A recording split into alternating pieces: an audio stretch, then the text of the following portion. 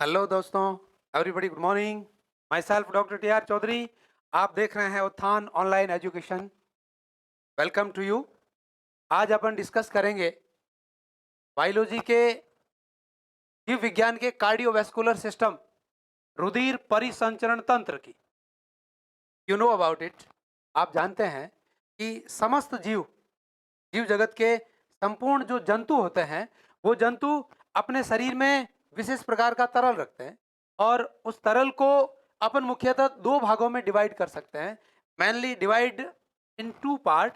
पहला होता है बाह्य कोशिकीय द्रव, एक्स्ट्रा सेलुलरिक फ्लूइड, ईसीएफ कहते हैं, और दूसरा होता है अंतः कोशिकीय द्रव, इंट्रा सेलुलर फ्लूइड, आईसीएफ। आप ये जानते हैं कि अंतःकोशिकीय के नाम से ही स्पष्ट है कि कोशिका के अंदर एक विशिष्ट कोशिका के अंदर पाए जाने वाले द्रव को कोशिकीय अंतःकोशिकीय द्रव कहते हैं, जिसको आप साइटोप्लाज्म या कोशिका द्रव भी कहते हैं।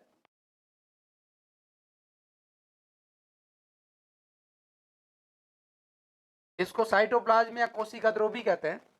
अब इस द्रव के अंदर विभिन्न प्रकार के कोशिकांग उपस्थित रहते हैं। वो कोशिकांग विशिष्ट कार्यों में रूपांतरित रहते हैं, विशिष्ट कार्यों के लिए रूपांतरित रहते हैं। जैसे माइटोकॉन्ड्रिया यहीं रहेगा, पादप कोशिका है तो हरितलवक भी यहीं रहेगा, जंतु कोशिका है तो एंडोप्लाज्मिक रेटिकुलम है, अन्य जो भी इतने भी कोशिकांग है वो इस अंतर कोशिकीय द्रव में रहते हैं। यानी ये एक विशिष्ट कोशिका के अंदर रहता है। दूसरा फ्लूइड है वो है बाह्य कोशिकीय द्रव, extra cellular fluid, ICF, sorry ECF, जिसको आप मुख्यतः दो भागों में बांट सकते हैं। पहला है रक्त, ब्लड, और दूसरा है लसिका, लिम्फ। ब्लड और लिम्फ ये बाह्य कोशिकीय द्रव है जो उच्च विकसित जीवों में पाए जाते हैं।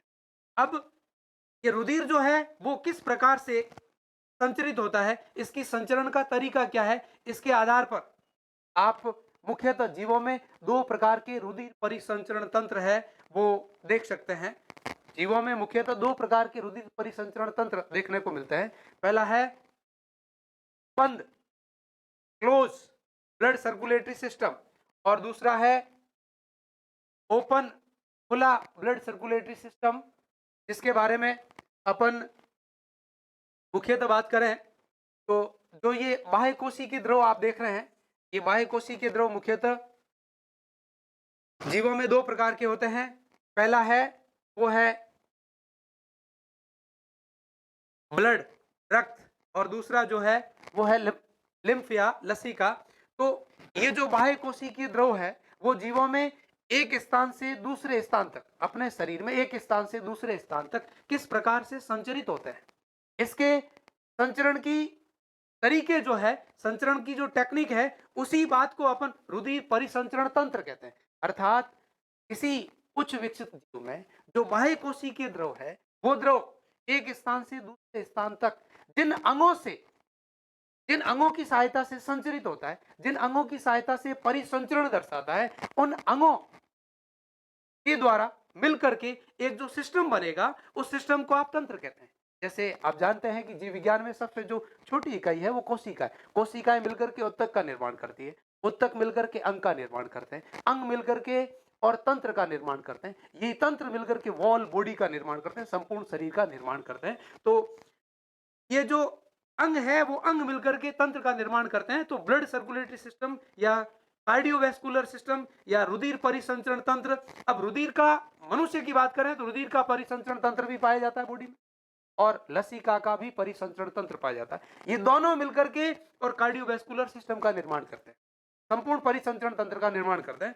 तो अपन सबसे पहले ब्लड सर्कुलेटरी सिस्टम की बात करें तो ब्लड सर्कुलेटरी सिस्टम में मनुष्य में तो बंद प्रकार का रुधिर परिसंचरण तंत्र पाया जाता है, किंतु मैंने एक चीज और भी लिखी है कि रुधिर परिसंचरण तंत्र दो प्रकार के होते हैं, एक खुला और दूसरा बंद। तो खुले परिसंचरण तंत्र का क्या मतलब है और बंद परिसंचरण तंत्र का क्या मतलब है, इसको एक अपन सिंपल सी दोनों में डिफरेंशिएशन की बात करें तो मैं एक तरफ लिखूंगा ओपन और दूसरी तरफ लिखूंगा क्लोज, बंद। ये है वो खुला है और ये बंद है। कम विकसित जो जीव होते हैं, जिनके जीवों का शरीर छोटे आकार का होता है, उन जीवों में अपना संपूर्ण आकार छोटा होने से, यानी उनको कम दूरी तक, या उनका जो फ्लूइड होता है उस फ्लूइड को कम दूरी संचरण करनी होती, कम दूरी का कंडक्शन करना होता है, तब वो अपने फ्लूइड को खुला ही, बॉडी के कोटर, जो बॉडी चैम्बर होते हैं, उन चैम्बर के अंदर खुला ही फ्लूइड पड़ा रहता है, और उस फ्लूइड में पूरे जो ऑर्गन है इस प्रकार से डूबे रहते हैं जैसे किसी समुद्र में बर्फ के छोटे छोटे टुकड़े या हिमखंड डूबे हुए हो।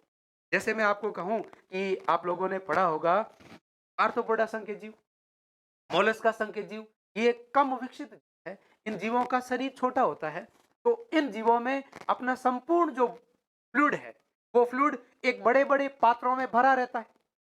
बॉडी कुछ चैम्बर में डिवाइड है, कुछ पात्रों में डिवाइडेड है, और उस पात्र में वो फ्लूइड फ्लूइड खुला ही भरा है, और उस खुले फ्लूइड के अंदर बॉडी ऑर्गन सीधे डूबे हुए हैं, और उसी रूप में वो संचरित होता है। इस प्रकार के ब्लड संचरण को खुला परिसंचरण तंत्र या ओपन ब्लड सर्कुलेटरी सिस्टम कहते हैं। दूसरा है बंद प्रकार का, जिसमें वह परिसंचरण तंत्र जिसमें तरल बंद नलिकाओं में, बंद ट्यूब में एक स्थान से दूसरे स्थान तक परिसंचरण दर्शाता हो, तो उसे आप खुला बंद परिसंचरण तंत्र कहते हैं। दोस्तों, जो बंद परिसंचरण तंत्र है वो एक तो होता है एनेलिडा संघ के जीवों में, जैसे केचुआ आपने कभी पढ़ा हो, तो केचुए में बहुत कम विकसित जीव है, फिर भी बंद प्रकार का रुधिर परिसंचरण तंत्र पाया जाता है। बहुत इंपॉर्टेंट पॉइंट है अपने आप में। तो केचुए का जो बॉडी फ्लूइड है, जिसको आप देहगुह्य ध्रुव कहते हैं, सीलोमिक फ्लूइड कहते हैं, वो फ्लूइड बंद नलिकाओं में एक स्थान से दूसरे स्थान तक परिसंचरण दर्शाता है। इसलिए केचुआ एनेलिडा संघ के जंतु है, वो एक विशिष्ट प्रकार का बंद परिसंचरण तंत्र दर्शाता है। उसके बाद कॉर्डेट संघ के जितने भी जंतु, कॉर्डेट संघ के जंतुओं में जो देहगुह्य द्रव है वो बंद नलिकाओं में एक स्थान से दूसरे स्थान तक संचलित होता है, अर्थात वो अपना बंद परिसंचरण तंत्र दर्शाते हैं। पहला अंतर तो ये, जिसमें जो देहगुह्य द्रव है वो खुले चैम्बरों में रहता हो, और उस द्रव में बॉडी के ऑर्गन डूबे हुए हो, तो वो खुला परिसंचरण तंत्र है। और दूसरा, जिसमें जो द्रव है वो बंद नलिकाओं में एक स्थान से दूसरे स्थान तक परिसंचरण दर्शाता हो, तो वो बंद परिसंचरण तंत्र है। अगला अंतर आप ये कहेंगे कि ये कम विकसित जीवों में पाया जाता है सामान्यतः, और ये उच्च विकसित जीवों में पाया जाता है। तीसरा अंतर ये कह सकते हैं, ये छोटे आकार के जीवों में पाया जाता है और ये बड़े आकार के जीवों में पाया जाता है। इसमें ब्लड का संचरण कम दूरी तय करके ही होता है, और इसमें ब्लड का संचरण अधिक दूरी, जैसे जिराफ इतना बड़ा प्राणी है, ब्लू व्हेल इतनी बड़ी प्राणी है, जिसमें ब्लड को किस स्थान से कहां तक भेजना होता है। ब्लू व्हेल की लंबाई कहे तो मीटरों में होती है, यानी कम से कम आप कह सकते हैं 8-10 मीटर होती है। 8-10 मीटर तक ब्लड को पंप करना है, तो वहां पर खुला ब्लड सर्कुलेशन होगा, तो वो ऑर्गन किस प्रकार से अपने आप को ऑक्सीजन की आपूर्ति कर पाएंगे, तो खुले में संभव नहीं है। इसलिए बड़े आकार के प्राणियों में बंद प्रकार का रुधिर परिसंचरण तंत्र पाया जाता है। अब बंद प्रकार का जो रुधिर परिसंचरण तंत्र है वो कॉर्डेट्स और एनेलिडा संघ के जंतुओं में पाया जाता है, और खुले प्रकार का परिसंचरण तंत्र है वो आर्थ्रोपोडा और मोलस्का संघ के जंतुओं में पाया जाता है। ये बंद और खुले परिसंचरण तंत्र के क्या अंतर है। अब अगली अपन ये बात करेंगे कि जो बंद blood circulatory system, close blood circulatory, इसमें रुधिर का परिसंचरण होता किससे। बॉडी फ्लूइड रुधिर भी हो सकता है, लिम्फ भी हो सकता है। इस रुधिर और लिम्फ का परिसंचरण करते कौन है, कौन से अंग होते हैं, तब आप कहेंगे कि जो बंद प्रकार का ब्लड सर्कुलेटरी सिस्टम है, इसमें रुधिर का परिसंचरण करवाने वाले जो ऑर्गन होते हैं वो मिलकर के इस तंत्र का निर्माण करते हैं। तो वो ऑर्गन होता है, सबसे मुख्य जो अंग होता है वो होता है हृदय, जिसको आप हार्ट बोल, जिसको साइंस में कार्डियो शब्द कहते हैं, और आप अपनी सामान्य बोलचाल की भाषा में दिल भी कहते हैं। अर्थात आज आप मेरे साथ करेंगे दिल से दिल की बात, दिल से दिल की बात, और इस बात को आप स्पष्ट रूप से समझने का प्रयास करें। इस हार्ट के साथ साथ और भी कुछ ऑर्गन होते हैं जो इस ब्लड सर्कुलेशन में भाग लेते हैं। वो होती है धमनियां,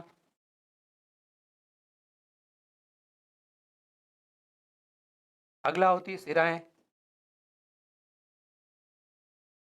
अगली होती है केशिकाएं, धमनियों को आर्टरीज कहते हैं, इनको वेन्स कहते हैं, इनको कैपिलरीज कहते हैं,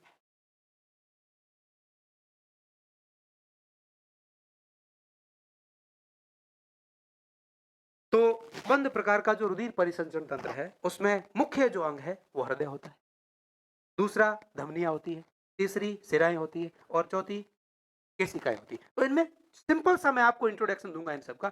हृदय एक ऐसा अंग होता है जो रुधिर को पंप करने का कार्य करता है। संपूर्ण शरीर से रुधिर उसमें आता भी है और वो उस संपूर्ण ब्लड को उस पूरे शरीर में पंप भी करवाता है। वो हृदय है, क्या है, कैसा होता है, उद्विकास के क्रम में इसका डेवलपमेंटेशन कैसे हुआ, यानी दिल से दिल की बात लंबी चलेगी, बट आप थोड़ा सा धमनी के बारे में देखिएगा। ये मोटी भित्ति वाली, अधिक मोटाई वाली, अधिक गहराई में स्थित नलिकाएं होती है जिसमें रुधिर, शुद्ध रुधिर, सामान्यतः, हमेशा नहीं, अपवाद भी है, शुद्ध रुधिर अधिक दाब पर संचरित होता है, वो है धमनियां। सिराएं शरीर में सुपरफिशियली होती है, मोटाई कम होती है, यानी पतली होती है, थिकनेस उसकी कम रहती है और सामान्यतः इनमें अशुद्ध रुधिर चलता है, अपवाद भी है, देखेंगे। अब इन धमनियों को सिराओं से जोड़ने वाली जो चीजें हैं वो केशिकाएं हैं। धमनियों को सिराओं से जोड़ने वाली जो चीजें हैं वो केशिकाएं हैं।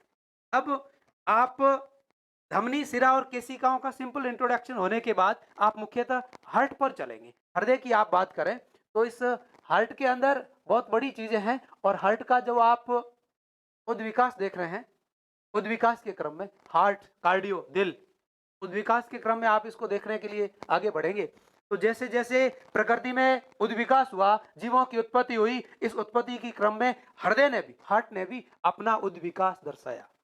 अर्थात कुछ जीव ऐसे हैं, जैसे आप अभी सर्कुलेटरी सिस्टम में देख रहे थे कि बंद परिसंचरण तंत्र होता है केंचुए में, तो केंचुए में भी दिल होते हैं, बहुत बड़ी बात है, गहराई की बात है, गंभीर बात है। और केंचुए में दिल होते भी कितने हैं, 4 जोड़ी दिल होते हैं। इतना छोटा सा जीव, दिलधारी प्राणी है, उससे आप दिल ले भी सकते हैं, दे भी सकते हैं। कितना इंटरेस्टिंग बात है। केंचुआ 4 जोड़ी हृदय रखता है, 4 जोड़ी हृदय मतलब 8 हृदय रखता है।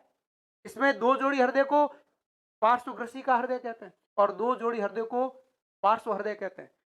7वें और 9वें खंड में होते हैं और अगला जो 2 जोड़ी है वो 10वें और 12वें खंड में होते हैं। यानी अंदर की बातें केंचुआ अपन कभी पढ़ेंगे तो बात करेंगे, पर यहाँ आप एक कोष्ठीय हृदय की, द्विकोष्ठीय हृदय की, त्रिकोष्ठीय हृदय की, आंशिक चतुकोष्ठीय, पूर्ण चतुकोष्ठीय, क्या लफड़ा है, यानी कोष्ठों का क्या मतलब है यहाँ पर। और केंचुए के साथ साथ आप जो बंद खुला परिसंचरण देख रहे थे, चिलचटा, कॉकरोच, ऑर्थोपोडा संघ का प्राणी, खुला परिसंचरण तंत्र है, फिर भी उसमें हृदय होता है, यानी पूरी बॉडी में ब्लड को सर्कुलेट वो भी करवाता है। और उसमें हृदय की एक विशिष्ट बात है कि उसमें 13 कोष्ठीय हृदय रहते हैं। हृदय में टोटल 13 चैम्बर होते हैं, पेपिलरीज मसल्स रहती, वो उसमें कॉन्ट्रेक्टाइल करवाती, यानी केंचुआ और आर्थ्रोपोडा संघ का एनेलिडा संघ का केंचुआ और आर्थ्रोपोडा संघ का जो कॉकरोच है वो भी हृदय रखते हैं और इतनी लॉट ऑफ संख्या में रखते हैं कि आप उनके साथ दिल से दिल की बात भी कर सकते हैं। पर आज अपन करेंगे दिल से दिल की बात और आप हार्ट में सबसे पहली बात करेंगे एक कोष्ठीय हृदय की। उद्विकास के क्रम में जब पृथ्वी पर जीवों का विकास हो रहा था तो ऐसा माना जाता है कि पृथ्वी पर जो जीव जिस रूप में दिख रहा है उस रूप में उत्पन्न नहीं हुआ था। इस जीव की उत्पत्ति सरल एक कोशिकीय जीव के रूप में हुई थी और उद्विकास के क्रम में जीवों में धीरे धीरे अनुकूलताएं उत्पन्न हुई। सरल एक कोशिकीय जीव उद्विकास के द्वारा धीरे धीरे जटिल बहुकोशिकीय जीवों में रूपांतरित हुए और कम विकसित जीव विलुप्त होते गए और अधिक विकसित और अधिक अनुकूलित जीव प्रकृति में अपने आप को अनुकूलित करते गए और उनका प्रकृति के साथ अनुकूलन के कारण उनका उत्तर जीवन बढ़ता गया। इसी क्रम में जब हृदय एक कोष्ठी हृदय जीवों के उद्विकास में कॉर्डेटा संघ जो अपन पढ़ेंगे, कभी मिलेंगे तो आगे अपनी बात चलेगी, कभी तो अपन देखेंगे कॉर्डेटा संघ के जो जीव है उसमें से सिफेलोकॉर्डेटा एक वर्ग होता है, उसमें जो जीव होते हैं उनमें एक कोष्ठी हृदय होता है, यूनिचैम्बर्ड या मोनो चैम्बर्ड हार्ट कहते हैं, जिसमें शुद्ध और अशुद्ध रुधिर साथ में ही रहता है। अब हार्ट तो आप कह रहे हैं केंचुए में भी होता है, कॉकरोच में भी होता है और कॉकरोच में 13 कोष्ठी होते हैं, पर वो कोष्ठ इस प्रकार के नहीं होते हैं, वो तो अलग अलग मतलब एक तरह से पार्ट बने हुए। ये कोष्ठ ऐसे हैं,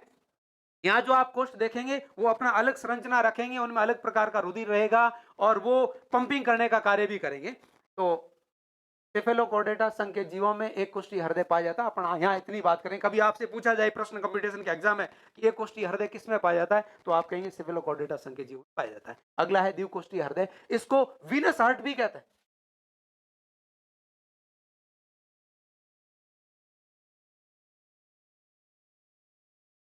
द्विकोष्ठी हृदय या वीनस हार्ट, क्या मतलब द्विकोष्ठी हृदय? पहले तो मैं आपको बता दूं कि मित्रों ये द्विकोष्ठी हृदय पाया किसमें हुआ? तो अब मैं कहूंगा जो पीसीज वर्ग है, मछली वर्ग जिसको आप कहते हैं, उसमें केवल और केवल द्विकोष्ठीय हृदय पाया जाता है। और किसमें होता है? और एम्फीबियन वर्ग जो होता है उसका जो लार्वा होता है जिसको टैडपोल कहते हैं, उस लार्वे में भी द्विकोष्ठीय हृदय पाया जाता है। अर्थात यहाँ अपन एक बात और भी गंभीरता से समझ सकते हैं कि एम्फीबियन वर्ग के लार्वा में द्विकोष्ठीय हृदय है और एम्फीबियन वर्ग का जो वयस्क है उसमें त्रिकोष्ठीय हृदय। इसका अर्थ क्या है? इससे अपन ये तर्क निकाल सकते हैं, एम्फीबियन की उत्पत्ति पीसीज वर्ग से हुई, इसलिए पीसीज में द्विकोष्ठीय हृदय था। वो एम्फीबियन की लार्वा में द्विकोष्ठीय रहा, पर एम्फीबियन जब विकसित हो गए, पूर्ण विकसित हो गए, तो उसमें त्रिकोष्ठीय रूप में रूपांतरित हो गया। तो द्विकोष्ठीय हृदय किसमें पाया जाता है मित्रों? एक तो पीसीज वर्ग के समस्त जीवों में और दूसरा एम्फीबियन वर्ग के टेडपोल लार्वा में। अब इसको वीनस हार्ट क्यों कहते हैं? वीनस हार्ट इसलिए कहते हैं क्योंकि इसमें शुद्ध और अशुद्ध रुधिर का परिवहन साथ साथ होता है। अर्थात प्योर्ड एंड इम्प्योर्ड। प्योर्ड का मतलब क्या? शुद्ध का मतलब यह क्या? शुद्ध का मतलब है ऑक्सीजन की अधिक मात्रा, ऑक्सीजन की अधिक कंसंट्रेशन, और अशुद्ध का मतलब ऑक्सीजन की कम मात्रा, ऑक्सीजन की कम सांद्रता वाला हृदय अशुद्ध हृदय कहलाता है। अब शुद्ध और अशुद्ध रुधिर का परिसंचरण जिस हृदय में साथ साथ होता है उसको बाई चैम्बर्ड हार्ट या द्विकोष्ठीय हृदय या वीनस हृदय कहते हैं। नेक्स्ट अपन बात करते हैं त्रिकोष्ठीय हृदय की। तो त्रिकोष्ठीय हृदय को ट्राई चैम्बर्ड हार्ट भी कहते हैं। ये कुछ एम्फीबियन वर्ग के जीवों में पाया जाता है। अधिकांश, कुछ का मतलब यूं कह सकते हैं, विकसित एम्फीबियन वर्ग के जीवों में त्रिकोष्ठीय हृदय पाया जाता है। अब त्रिकोष्ठीय हृदय का मतलब क्या है? द्विकोष्ठीय हृदय के अंदर तो दो चैम्बर होंगे, एक आलिंद होगा और दूसरा क्या होगा? निलय। पर जो त्रिकोष्ठीय हृदय है, ट्राई चैम्बर्ड हार्ट, इसके अंदर तीन चैम्बर होंगे और तीन चैम्बर में क्या होगा? दो तो होंगे आलिंद और एक क्या होगा? निलय। ये दोनों क्या है? आलिंद है, मतलब एट्रियम है, और ये क्या है? निलय है, मतलब वेंट्रिकल है।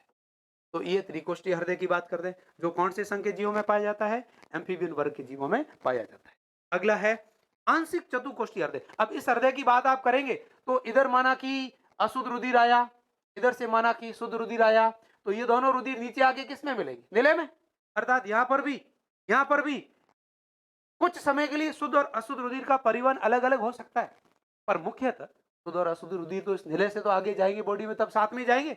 यहां भी ये कह सकता है कि शुद्ध और अशुद्ध रुधिर का परिवहन साथ साथ होता है, पर कुछ समय के लिए बॉडी से जब वापस हार्ट में आता है तब शुद्ध रुधिर अलग आता है, अशुद्ध रुधिर अलग आता है। ये इतनी सी बात अपने यहां सब समझ सकते हैं। अब आंशिक चतुकोष्ठीय हृदय इस प्रकार का जो हृदय है जिसमें आंशिक चतुकोष्ठीय का मतलब क्या है? Partial four chambered heart.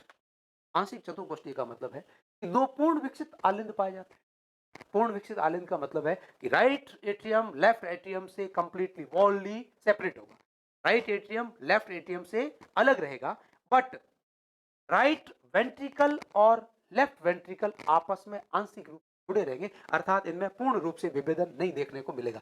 ये आप इसकी संरचना देख सकते हैं।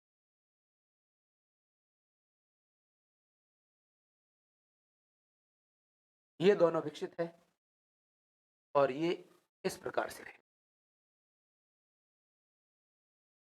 ये संरचना मिलेगी।